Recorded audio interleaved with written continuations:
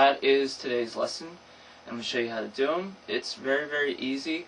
The cool thing about these guys is that when you're trying to figure out how to do them, you obviously know what they should sound like, but you're not too sure what it should feel like when you're picking them out. But the great thing about them is the first time you actually do one, it becomes pretty addictive, and you know exactly pretty much how the pick should strike the string. So after that, it gets more consistently easier to do. So we're going to go in for a really close look, and I'm going to show you how to do these. Now I'm trying to give you the best perspective that I can here. If you look at my pick now, let's see if I can get a good shot of that. It's kind of blurry. About right there. The plectrum, which is the point of the pick, this area right here, I've got it sticking out about maybe an eighth of an inch or so. And what you're going to do is you're going to pick the string with a downstroke, and immediately after that there's a follow through with the thumb, and it brushes the string about like that. It's almost right on top of it, and it's pretty close to being flush with the tip of the pick. Not exactly quite, but somewhere in there. And so if you pick down like that,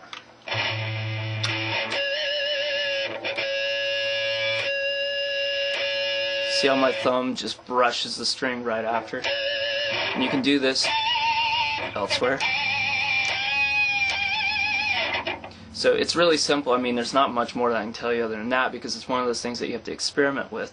However, a good way to understand pinch harmonics is because, first of all, I was doing this one on the 5th fret, and I can sit there and change the sound.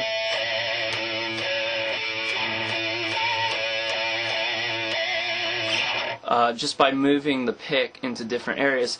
And a way of looking at it is to imagine this area, which is like a gray area, as a mini fretboard, like a replica of your main fretboard. And by experimenting in different areas, you can really get a lot of play out of that. Another thing, let me change the shot real quick. Okay, so another thing is that if you do a pinch harmonic, that's great and all, but eventually the sound is just going to kind of die on itself.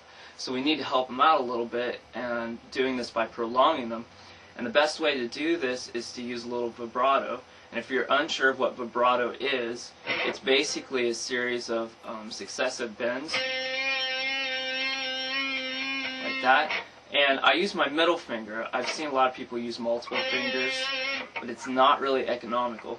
The reason I use my middle finger is because it's the center point axis of my hand, so it's the strongest finger, and it allows you a great strength and control, and so you can do mass amounts of vibrato. So when you're doing pinch harmonics, whatever fret you're using, a good technique is to start bending the note at the same time that you're striking, and then put vibrato into it. So that's definitely something that'll help you out. So I hope you enjoyed this lesson, and next lesson we'll be getting to some really cool stuff, so stick around.